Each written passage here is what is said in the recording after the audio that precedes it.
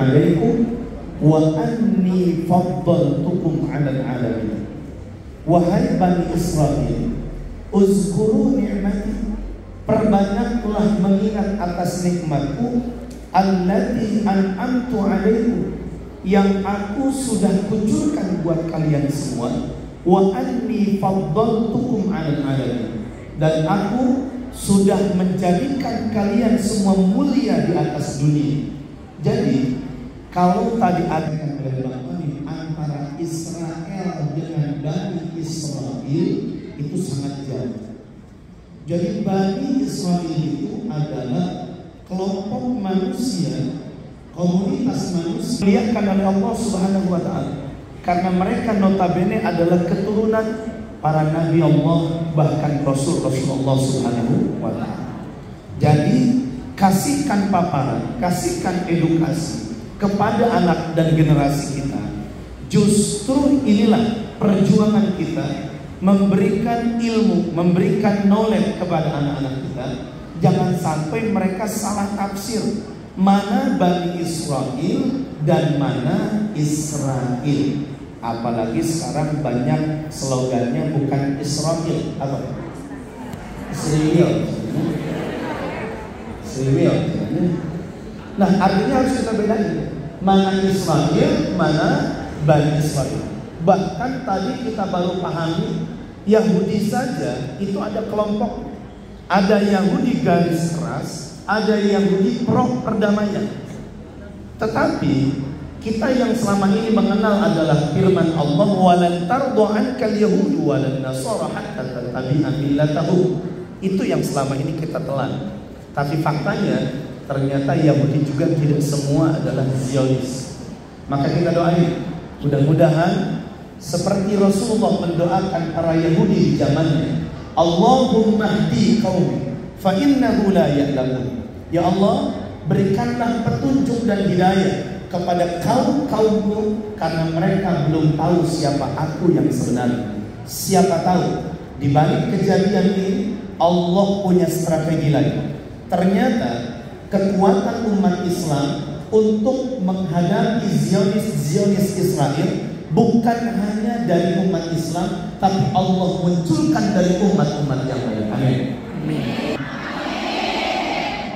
Yang ketiga, yang saya tangkap dari paparan beliau, ketika beliau menyampaikan, bahkan muncul pertanyaan dari Ustaz Saiful, bagaimana mereka mampu meregenerasi masyarakat Palestina dan Gaza yang kalau kita bandingkan dengan mayoritas umat Islam di Indonesia khususnya jauh berbeda.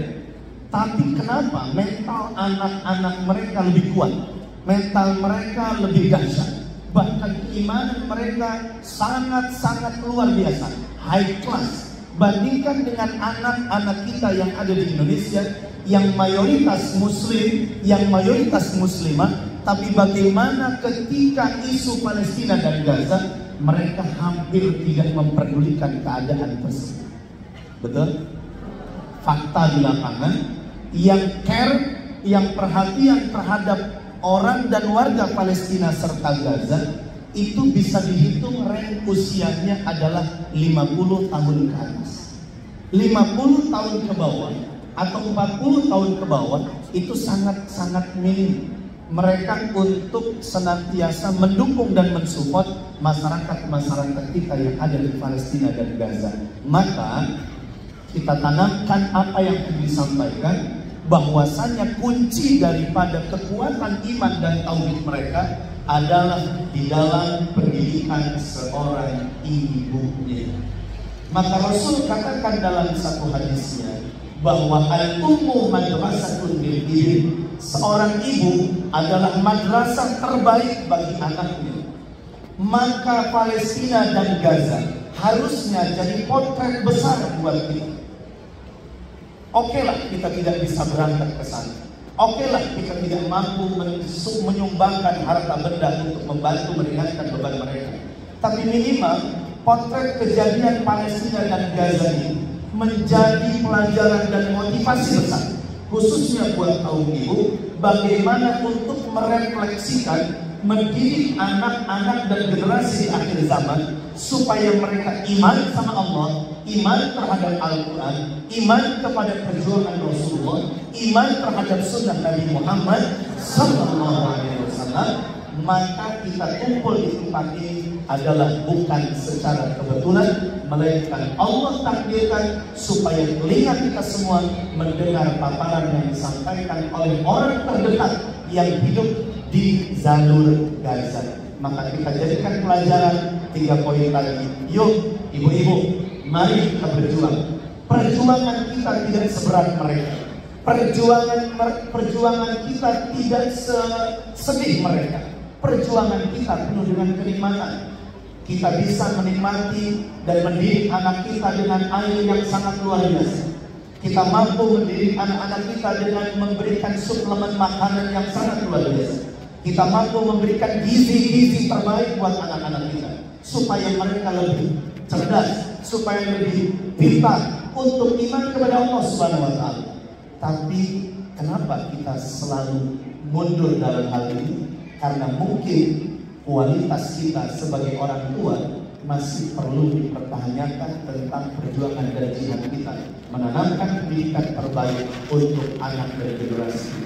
Mudah-mudahan sepulang dari tempat ini kita ditambah semangat oleh Allah untuk berjuang, khususnya memperjuangkan keluarga terbesar yang ada dalam hidup kita, menanamkan pendidikan iman dan tauhid kepada keluarga kita yang tadi sudah disampaikan oleh Bang Oni. Kuncinya adalah semua ada di dalam kitab Allah Al-Quran.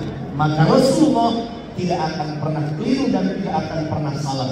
Ketika Nabi Muhammad SAW sakaratul maut, maka Rasul katakan, taraktu fikum ma in tamassaktum bihima lan tadillu abadan kitab Allah wa itrati. Yaitu Rasul meninggalkan 2 pusaka terbaik. Yang pertama adalah Al-Quran, yang kedua adalah keluarga baginda Nabi Muhammad Sallallahu Alaihi Wasallam. Yuk tanamkan cinta Al-Quran, cinta keluarga baginda Nabi Muhammad Sallallahu Alaihi Wasallam.